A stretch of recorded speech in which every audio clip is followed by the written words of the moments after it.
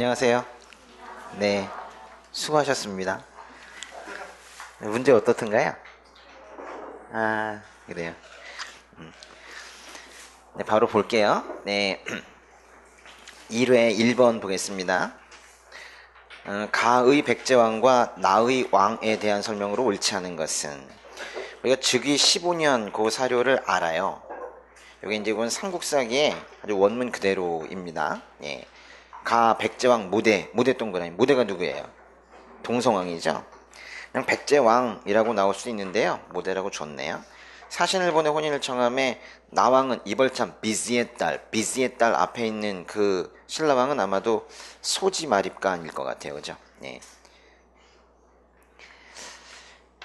동그라미 1번에 보시면요, 곡물과 조세를 바치지 않는 탐나 동그라미를 응징하려고, 그러니까 제주가 너희 왜 곡물과 조세를 제대로 바치지 않느냐 이래가지고 무진주 동그라미, 무진주가 어디예요? 광주죠. 그래가지고요, 이 동성왕이 탐나를 치려고 광주까지 전속력으로 내려가고 있으니까 탐나 쪽에서 잘못했어요, 바다를 건너오지 마세요 이러면서 바로 조세와 곡물을 바치기로 약속을 했어요. 이걸 뭐라고 하냐면 이거를 탐나국 복속이라고 그래요.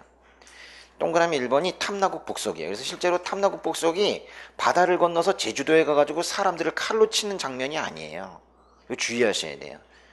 동성왕의 아주 또 중요한 업적 중에 하나가 탐나국 복속입니다. 그러니까 1번은 맞겠네요. 2번 사비 서원에서, 이게 사비 지역의 서원에서 이런 뜻이에요. 사냥을 하던 중 백가에 살해됐다.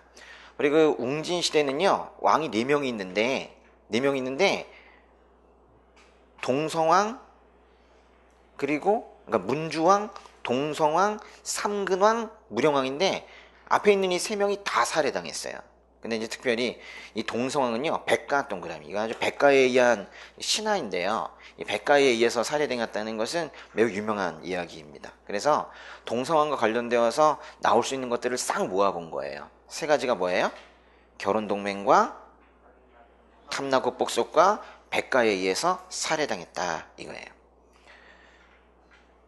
이 문제를 외우셔요. 그 다음에 이제 소지마립간과 관련되어서 일단은 4번은 맞는 말입니다.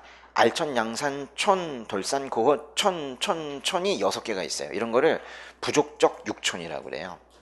근데 양부, 사량부 등을 행정적 육부라고 그래. 부족적 육촌을 행정적 육부로, 그런 식으로 나오는 건 옛날 표현이고, 이제는 그거에 구체적인 단어를 줄 거라고 생각해요. 예, 요거는 이제 소지마립간의 얘기죠. 답은 그래 3번인데요. 거기 사람 이름이 둘이 나왔다. 근데 거기 미사흔 동그라미, 복호 동그라미.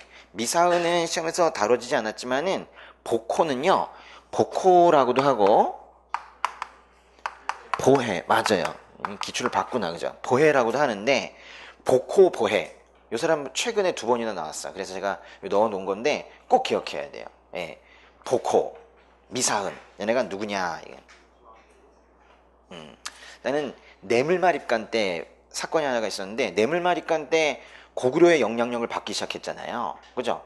괜히 그 외국 역대 도와달라고 그랬다가 완전히 가불관계 돼버렸는데, 그래가지고 고구려 밑으로 들어간 신라가 그래가지고는 인질로 1명을 왕족을 보냈어야 됐던 거예요. 그래가지고 이제 한 친구가 갔었거든요. 갔다가 이제 뇌물마립간 끝날 때쯤에 왔어요. 예. 와가지고 왕이 됐어. 뇌물마립간 때 거기 인질로 고구려에 잡혀갔다가 왜 날 보내는 거야? 그리고 갔다가 뇌물마립간 말기에 와가지고 뇌물마립간이 죽자 왕이 됐어. 그 사람이 실성마립간이라는 사람이에요. 실성마립간. 그래서 실성마립간이 이제 화가 났잖아요. 자기가 인질로 갔었으니까. 그래가지고 이제 뇌물마립간 당신이라고 말할 수 없으면 뇌물마립간은 죽었으니까. 그래서 뇌물마립간 네 아들을 내가 고구려에 나처럼 인질로 보낼 거야. 이래가지고 보낸 게 미사흔이에요. 그래도 승질이 풀리지 않아. 그래가지고 네 아들 또 1명 더 보낼 거야. 이렇게 보낸 게 복호예요. 미사흔과 복호 동그라미, 누구의 아들일까요? 뇌물마립간의 아들이에요. 이런 거예요. 다 뇌물과 관련되어 있는 건데 이거예요. 잘 들으셔요. 뇌물마립간 때 고구려의 인질로 갔다 돌아온 실성마립간이 화가 나서는 실성 마립간 때 뇌물마립간의 두 아들을 고구려의 인질로 보낸 거예요. 그러니까 동그라미 3번은 누구예요? 실성 마립간의 업적입니다. 실성 마립간. 우리 자비마립간까지 수도의 방위명칭을 제정하였다는 것까지 다 하고 있는데 실성마립간 걸 따로 안 하고 있어서 이 문제를 통해서 또 실성마립간을 챙기시라고 한 거예요. 해 두시기 바랍니다. 예. 2번 이행, 홍원필 등의 신중 동국여지 승남 이렇게 외우라고 그랬죠. 그러니까 신중 동국여지 승남이에요. 신중 중종 때입니다. 1530년 요거는 16세기 거예요. 여기 보시면 이제 16세기 하나, 17세기 두 개, 18세기 하나인데 17세기 초와 말께 있어요. 한백겸의 동국지리지 광해군 때 거죠. 예, 광해군 때 1615년 광해군 그 말하자면 17세기 초예요. 김장생의 가래짐남 이거 숙종 땐 겁니다. 1685년 이건 17세기 말. 그리고 이성지의 재물보는 이거는 정조 때 거죠. 정조 때 거. 1798년. 이건 그냥 순서대로입니다. 이게 답이 1번인데요. 그 가에 신중 동국여지 승남 꼭 그렇게 읽으셔요. 맞죠? 신중 동국여지 승남. 그리고 이성지의 재물보는 우리 이제 제가 기본 수업할 때는 이성재물보 뭐 이러면서 이제 원성을 사고 그랬잖아요. 그죠? 이성지혜물보. 근데 오늘 좀 마음이 바뀌었어. 이제 이성지는 이렇게 외우면 될 것 같아요. 이성지는 이정재 이렇게. 아, 이 잘생긴 친구죠. 이성진, 이정재. 그래서 여기 비슷비슷하게 이걸 바꿔보는 거예요. 이정재 이렇게. 그럼 이제 정조고 재물보고 이렇게 하죠. 이어서 예, 이정재만 하면 몰라요. 응? 근데 이성지는 이정재 이렇게 외워두시면 좋겠어요. 그래서 요건 이제 장난치는 이런 재미들이 있어요. 그죠? 이렇게. 그죠? 이성지는 이정재. 그래서 정조 때 재물보예요. 정조 때 재물보. 예. 3번. 예. 고려의 천리장성에 대해서 이렇게까지 자세하게 나온 적은 없었어요. 그러나 이제 이렇게 배워야 돼. 예. 3번에 1번 보시면요. 예. 성목현 그리고 거란 침입이 끝나면 그 다음 두 왕. 성목현, 덕정. 보세요. 덕종 동그라미. 덕종 2년 유소라는 사람의 책임하에 고려 북쪽 국경지대에 쌓기 시작했다. 그래서 언제 완성됐다? 덕정 정종 때 바로 다음 왕 때죠. 아, 1번 중요한 말이네요. 이건 아예 고려사에 있는 표현이에요. 그 다음에 이번에 10세기 말 이래 수차례에 걸친 거란의 침략을 겪은 후 고려가 거란과 여진족에 아주 중요한 건 이거예요. 거란의 침략을 겪은 후 밑줄. 그러니까 거란 침략 후 끊고 근데 막기는 누굴 막어? 거란과 여진을 모두 막는 거예요. 아, 이게 아주 문장이 좋아요. 거란 침입 끝나고 쌓았지만은 거란과 여진을 모두 막기 위해 축조했다. 아직 잘 썼어요. 3번에 보시면요. 서쪽의 압록강 중류의 초산 지역까지 묶어보세요. 고려의 천리장성은 압록강 하류부터 쌓았습니다. 중류가 아니에요. 거기 압록강 중류의 초산 지역. 이렇게 말하자면요. 이제 이렇게 있으면은 압록강 하류에 여기부터 시작해가지고 도련포까지 쌓았거든요. 압록강 중류의 초산 지역이라는 건요. 초산이 이 위쪽에 있거든요. 초산 지역. 압록강 중류의 초산 지역. 오히려 이거는요. 초산부터 길주까지, 즉 압록강 중류부터 함남지방까지 쌓은 공민왕의 영토 확장에 쓰는 표현이 이 초산이라는 표현이에요. 거기에 다시 3번에 서쪽의 압록강 중류의 초산 지역 어디에 쓰는 말이다? 공민왕의 영토의 서쪽 경계예요. 그렇게 압록강이 3개가 나오기 때문에 이거 주의를 해야 되는 거예요. 근데 이제 함경남도 동해안의 도련포 요거는 맞아요. 도련포 동그라미. 그래서 앞쪽을 뭐라고 바꾸면 좋으냐면요. 서쪽의 압록강 중류의 초산 지역 그 부분을 서쪽의 압록강 하구라고 바꾸면 좋아요. 하류라고도 하는데 하구. 응? 서쪽의 압록강 하구와 함경남도 동해안의 도련포 하면 딱 정확하죠. 중류란 표현 쓰면 안 돼. 동그라미 4번이 원음인지 알았으면 좋겠는데요. 여기 보세요. 그래가지고 이렇게 쌓았잖아요. 응? 쌓았는데 이쪽에는 거란이 있고 이쪽엔 여진이 있단 말이에요. 쌓아놓았는데 이 천리장성 쌓고 나니까 좀 서운한 거 있죠. 마치 우리가 여기서 꿈이 좌절된 것 같아. 더 가고 싶잖아. 그렇지 않습니까? 아니 속적으로 보면은 더 이상 이제 쳐내려오진 않겠지 그랬지만은 이거 쌓았지만 더 뚫고 가고 싶잖아요. 그래가지고 이걸 쌓아놓고 그 다음에 계속 올라갔어요. 그래가지고 이 위쪽에서 이 북쪽에서 계속 영향력을 행사하고 그랬단 말이에요. 그런데 갑자기 전세가 역전이 됐어. 금나라가 생겨가지고 여기서 막 커지니까는 이제 우리가 영향력을 행사하는 게 아니라 이젠 이 천리장성 아래쪽으로 내려와가지고 더 이상 내려오지 마. 이 천리장성이 진짜 경계야. 라고 해가지고 진짜 경계가 돼버렸어요. 4번 보세요. 12세기 초 여진의 완인부가 성장하고 금 동그라미. 금나라가 진짜 건국이 되니까 실질적인 고려의 북방 국경선이 되었다. 무슨 의미인지 아시겠어요? 더 이상 북쪽으로 이제 옛날에는 이걸 쌓아놓고도 북쪽으로 진출하고 그랬는데 이제는 여기가 진짜야 다시 내려오지 마 이랬다는 거예요. 장성 북쪽으로 더 이상 영향력을 행사하지 않았다는 뜻이에요. 천리장성 북쪽으로 더 이상 영향력을 행사하지 못하고 천리장성 아래쪽에 머물렀다는 뜻이라고. 4번 다음의 사건이 발생한 정부 그랬습니다. 미 국방성 906톤급 미 해군 동그라미 미 해군 정부 수집 보조함 푸에블로 동그라미 미 해군 함정 푸에블로호 있죠. 거의 23일 동그라미. 언제 23일일까요? 일단은 연도는 아시죠? 68 긴장 1968년은 긴장의 해입니다. 푸에블로 납치 사건이 있었으니까요. 1968년 1월 23일이에요. 1월 23일. 그럼 어느 정부예요 일단? 박정희 정부겠죠? 박정희 정부 때. 그 내용 보시면 뭐 대단합니다. 그쵸? 예, 북한이 뭐 이것저것 뭐 보지도 않고 승무원 83명이 있는데 그냥 그대로 끌고 가버렸대. 아주 미국도 웬일이냐 막 그리고 그랬다는 거죠.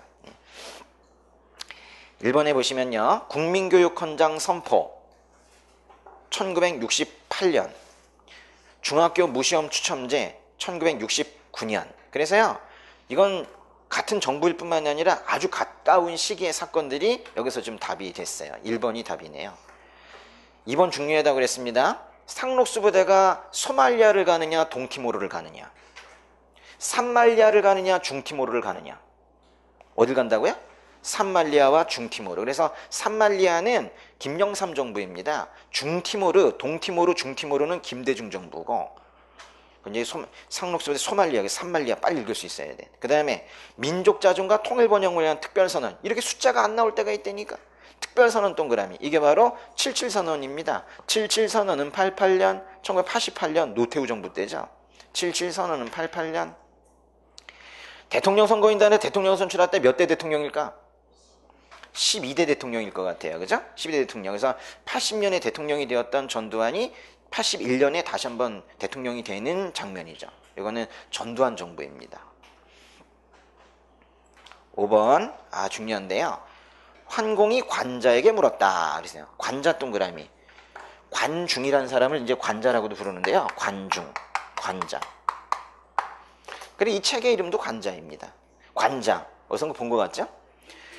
이 책이 언제 써졌는지에 대해서 논란이 있으나 이 책의 내용은 기원전 7세기의 내용입니다. 써놓으세요. 관자는 언제 이야기예요? 기원전 7세기. 기원전 7세기면 우리나라는 뭐 고조선이죠, 당연히. 그것만 알아도 알 수가 있는데 여기 내용에 보시면은 내가 듣기로 해내에 7가지 옥패가 있다고 하는데 들어볼 수 있겠는가? 말하자면 이 근처 지역에 7가지 뭐 제사 지낼 때 놓을 수 있는 아주 좋은 물건들 7가지 특산물이 있대요. 그래가지고 거기 보니까 각 지역마다 음산의 연민, 연나라 자산의 백금 뭐 이러면서 그 가의 문피가 하나요. 거기 있죠. 가의 문피가 하나요. 그러니까 6가지 아주 좋은 물건, 패백을 드릴 수 있을 만큼의 그런 아주 좋은 물건 그 7가지 중에서 하나가 뭐뭐의 문피래요. 거기에 들어갈 말은 발조선입니다. 발조선. 발조선의 문피예요. 문피는 뭐 가죽인 것 같아요. 가죽. 예, 가죽. 예. 고조선의 그 뭐 표범 가죽 같은 이런 것들이 상당히 유명했나 봐요. 발조선. 이 발조선이라고 표현이 되어 있지만 이게 바로 고조선입니다. 고조선. 근데 거기 보시면요. 첫 단어, 사료의 첫 단어. 환공이 관자에게 물었다. 그랬죠? 환공 동그라미. 환공이 어느 나라 사람이냐면 환공이 제 나라 사람입니다. 제 나라 사람. 그러니까 그걸 보고 알 수가 있는 게 결국 이걸 통해 알 수 있는 건 고조선이 어디랑 교역했다? 제나라와 교역했다라는 거를 알 수가 있는 거예요. 예. 근데 뭐 내용이 많은 줄 알았더니 겨우 요것밖에 없네, 그죠? 기원전 7세기 자료에 발조선의 문피 고조선이 있었다. 예. 고조선이 있었다 지금 그렇게 하고 있는 거예요. 이건 조금 약간 성급해요. 예. 아주 그래도 중요한 겁니다. 예. 그래서 답은 몇 번이에요? 그래서 2번이 되겠네요. 그렇죠? 연나라 장수 징계 침략을 받아 서쪽의 영토 2,000여리를 빼앗겼다. 예. 그게 이제 고조선에 대한 내용이에요. 1번에 장성의 북쪽에 있으면 현도에서 천리 떨어져 있으면 부여죠. 부여. 그 다음에 3번에 위장수 관구검의 반격으로 수도가 함락되는 고초를 겪은 거는 동천왕이니까 고구려죠. 당신을 견제하기 위해서 돌걸 갇힌 성관계를 유지했다. 거기 뭐 돌걸 들어가도 되고 일본도 더 들어가도 돼요. 발해겠죠. 발해. 6번 가 왕이 죽자 여러 신하들이 이찬 알천에게 섭정하기를 청했다. 그랬더니 알천이 왜 이러십니까? 그러면서 한결같이 사양하며, 그거 중요한 말이요. 알천 동그라미, 사양 동그라미. 알천이라는 사람이 아주 명망이 높고, 그래서 여왕이 죽자, 이 사람이 이제 왕이 되면 좋겠다라고 하니까 이 사람이 사양을 하면서 김춘추가 더 낫습니다. 라고 한 거예요. 그래서 알천의 사양, 알천의 양보로 왕이 된 사람 김춘추. 근데 거기 뭐 한 중간쯤에 보니까 춘추국만한 자가 없습니다. 또 맨 그때도 김춘추가 3번이나 사양하다가 나 왕으로 즉위했다 했는데 김춘추란 말을 줬잖아요. 없어도 풀 수 있어야겠어요. 그렇죠? 알천이 사양을 하면 누가 왕이 돼요? 김춘추가 무열 왕이 되는 거예요. 알천을 꼭 기억하세요. 예. 1번에 가는 이제 진덕여왕일 텐데 품주 동그라미. 품주는 이제 요거 자체는 진흥왕 때 설치된 관청인데 진흥왕 때 설치되었던 이 품주라는 관청이 개편이 되어서 집사부가 되었다. 그러니까 예전 시험 문제면요. 집사부 설치했다. 이렇게 짧게 나올 텐데 요즘 시험 문제는 조금 더 길어. 그러니까 그러려면 이 앞에 이거를 안 줄 수가 없어. 좀 이렇게 어렵게 내나가 아니라 당연히 나오게 돼 있어요. 요즘 시험엔. 품주 개편에 집사부 설치했다. 이게 651년의 일인데 651년 그때는 진덕여왕 때입니다. 백관을 감찰하는 사정부 설치했다. 지금 가나 이렇게 나왔죠. 가가 나나 나오는 경우가 있고 가나 나오는 경우가 있으니까 잘 봐야 돼. 사정부 설치는 요거는 무열왕 때예요. 659년. 몇 년 차이 안 나네. 무열왕이 몇 년도에 즉위했게요? 그런 것까지 외워야 됩니까? 아니라 중대가 언제 시작됐냐 묻는 거예요. 654780이잖아요. 654년, 780년. 654년이겠지. 그러니까 집사부가 651년이고 사정부가 659년이고 그 사이에 654년에 중대가 시작됐죠. 무열왕이 시작이 되었죠. 5원 태평성을 지어서 당나라 고종황제에게 바쳤다. 이 진덕여왕이 바쳤죠. 진짜로 집사오나. 4번이 답인데요. 은근 신경 많이 써야 돼요. 여기서 정확하게 좀 알아두시라고 하는 건데 최근 한 문제에서 문무왕의 즉위년도를 알아야 풀 수 있는 문제가 나왔었어요. 문무왕의 즉위년도를 꼭 외우세요. 문무왕의 즉위년도는 661년이에요. 문무왕이 언제 즉위했다고요? 이게 얼마나 중요한 얘기냐면 661년이면은 문무왕이 왕일 때 백제가 멸망된 게 아니야. 바로 전년도가 660년이잖아요. 문무왕이 태자일 때, 세자일 때 백제가 멸망한 거예요. 그런데 부흥운동일 때 왕이 된 거죠. 백제 부흥운동일 때. 그래서 이제 부흥운동의 마지막, 백제 부흥운동의 마지막이 바로 백강전투인데요. 백강전투는 663년이거든요.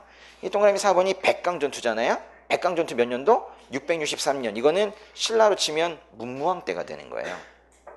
이거는 해두는 게 좋겠어요? 7번.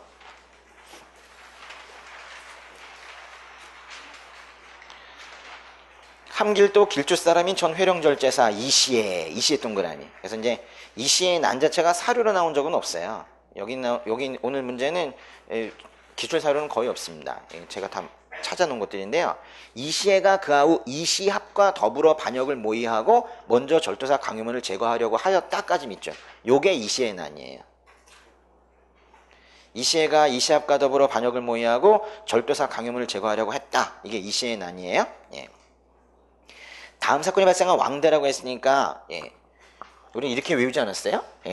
이시에 조 이렇게 조자 붙여가지고 그죠? 예.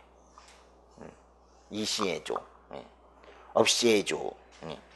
이시에 조, 예. 셰조. 시름 나가죠. 예. 시름 나가줘요. 어쩔 수 없어요. 예. 이시에조, 세조죠. 예. 예.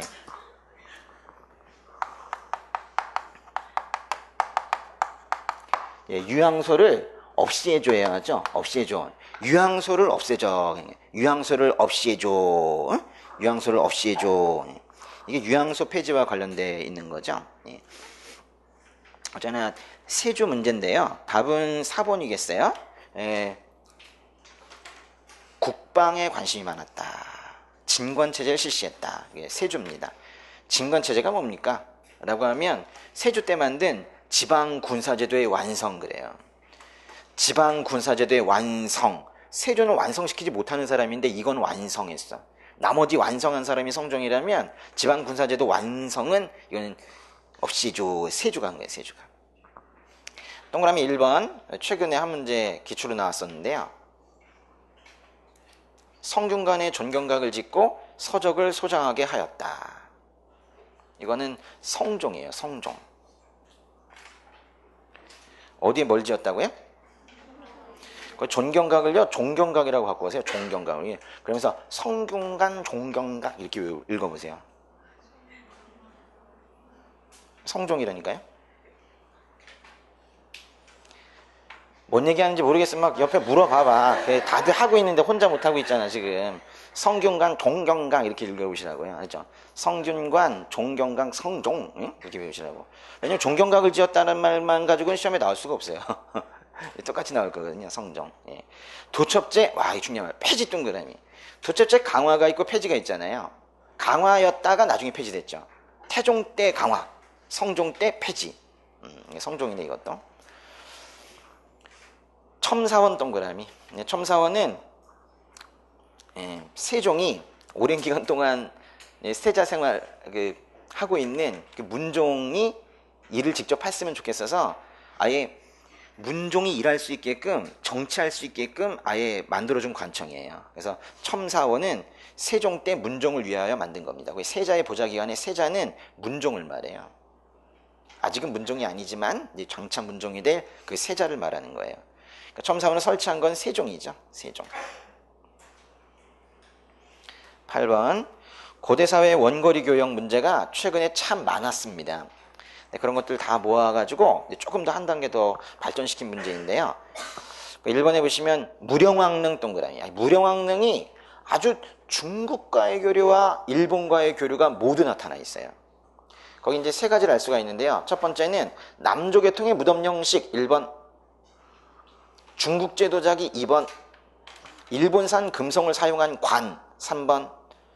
남조계통의 무덤 형식이라는 게 뭘까요? 벽돌 무덤이겠죠. 그리고 중국제 도자기도 여기서 발견됐어요. 그래서 그게 1번, 2번은 중국과의 교류예요. 일본산 금송을 사용한 관, 이게 최근 기출이죠? 근데 관은 금송이라는 나무더라 이거예요. 근데 그거는 우리나라에서 안 나는데 일본산 소나무인데 야, 일본에서 또 나무를 가져왔구나도 알 수가 있는 거예요. 그래서 일본산 금송 사용한 관, 이거는 일본과의 교류죠. 그래서 끝에 결론 중국, 일본과 활발한 교류. 그러니까 이 무령왕릉에 다 나타나 있는 거예요. 아, 중요합니다. 오늘 쓸데없는 문제 하나도 없어요. 예, 두 번째, 백제 사람 관륵 이런 거 주의하셔야 되는데 가끔 이게 국적을 바꾸기 때문에요. 네, 관륵 맞죠? 예, 관륵 백제 사람 관륵은 중국 남조 이게 좀 이상하다 뒷부분이 그죠? 네, 중국 남조 오나라에서 기약을 배워와서 일본에 전해주었다. 아니에요. 이제 관륵이 여러 가지 전해주긴 했는데 이런 거 전해주지 않았습니까? 천문, 역법, 지리, 둔갑, 방술. 뭘 전해줬다고요? 천문, 역법, 지리, 둔갑, 방술. 상당히 도교적인 그런 것들인데요. 천문, 역법, 지리, 둔갑, 방술 이런 것들을 전해준 게 관륵이에요. 그래서 그 중에 한두 개는 좀 있어야지 뭐 맞다고 그러지 이건 너무 틀리다. 그죠? 이거는 사실 음악 전해준 거잖아요. 중국 남조 오나라에서. 그러니까 뭐예요? 그러니까 중국에서 배워가지고 와서 그 기악이라는 건요. 이건 이제 음악, 무용, 탈춤, 하여튼 뭐 음악과 무용이 같이 있는 그런 거예요. 이제 춤추면서 노래 부르는 뭐 이런 건데, 기악을 배워와서 일본에 전해줬대. 배워와가지고 전해준 사람. 아, 참 독특하네요. 이 사람의 이름은 미마지라는 사람입니다. 미마지. 미마지. 기본서에 고대문화의 일본 전파 부분에서 거기 뭐 아스카 문화, 하쿠오 문화 나오는 페이지 있죠. 거기서 오늘 숙제 미마지 찾아가지고 동그라미 치기 그랬죠. 써놔요 빨리 거기다가 숙제 뭐예요? 미마지 찾아서 동그라미 치기 알았죠. 네. 그 다음에 3번에 2번이 답이고요. 3번에 금관가야 중심으로 하는 전기가야 연맹 시기 아주 잘 썼네요. 말을 금관가야 중심으로 하는 전기가야 연맹 시기에는 풍부한 철 생산과 해상교통 또 아주 잘 어울리는 말이죠. 전기가야 연맹에 해상교통, 수상교통 잘 어울리죠. 그러면서 심지어 낭랑과 외를 연결하는 중개무역이 발달했대요. 맞습니다. 4번 우즈베키스탄 사마르칸트에 아프라시아 궁전벽화에 보면은 두 남자가 서 있는데 조우관을 쓰고 큰 칼을 차고 있는데 그걸 환두대도라고 그래요. 그걸 찬 모습에 어느 나라 사람이에요? 고구려 동그라미. 맞다. 9번 다음과 같은 농법이 유행하게 된 시기의 사회 모습으로 옳은 것은 그랬어요. 다음에 청명과 고구 사이의 작은 모습을 이해량에다 고랑을 내는데 너무 일정이다 뭐이다. 거기 중략 바로 앞에 문장 보시면요. 그 뒤 고랑의 걸음제를 두껍게 펴고 구멍 뚫린 박에 조를 담고서 파종한다. 밑줄. 거기 중요한데 중략 바로 앞에 문장.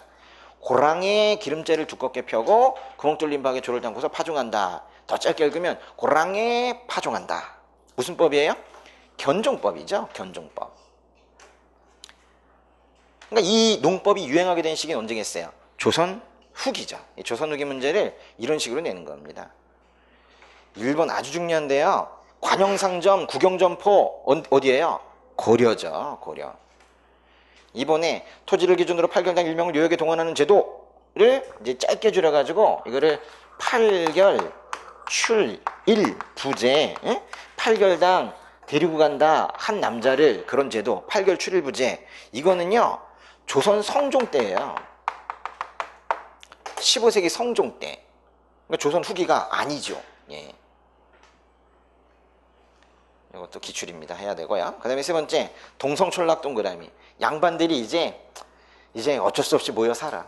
예, 힘이 약해지니까 뭐 연합을 하는 거지 뭐. 또 서원과 사원. 근데 이거 주의해야 돼요. 서원 동그라미. 서원은 16세기부터 생겼잖아요. 백운동 서원. 그 후기는 아니잖아요. 근데 여기 이런 말이 붙었단 말이에요. 문중을 중심으로 별표 이게 중요한 말이에요. 나중에 이제 양반들의 지위가 하락이 되고 하니까 조선 후기에 들어가게 되면 이제는 예전에 무슨 학문적인 그 입장에서 뭐 이렇게 한 사람을 세워가지고 서원을 그 사람을 기리기 위한 서원을 세우고 뭐 이랬었는데 이제는 내 조상이죠. 내 조상. 우리 조상, 우리 가문은 그래도 지위가 떨어져서는 안 된다면서 문중을 중심, 문중서원, 문중사호가 많이 생겼어요. 그래서 서원하면 이제 중기 부터인데요. 16세기부터인데 문중 중심으로 서원 이렇게 되면 이건 후기 문제를 푸는 거예요. 그래서 거기 3번은 아주 예외 없이 다 조선 후기 얘기입니다. 3번이 답이고요. 4번에 재밌게 써놨네. 청자의 백토에 분을 칠하고 소박한 무늬를 새겨넣는 도자기 제작 방식. 청자의 청의 동그라미, 백토의 분의 동그라미, 분청, 사기죠. 분청사기는 욕할 땐 청자의 빛깔이 튀어졌다고 하지만 그래도 예쁘게 말할 때에는 소박하고 천진하다 그러거든요. 소박한 무늬 동그라미. 전체적으로 다 분청사기입니다. 분청사기는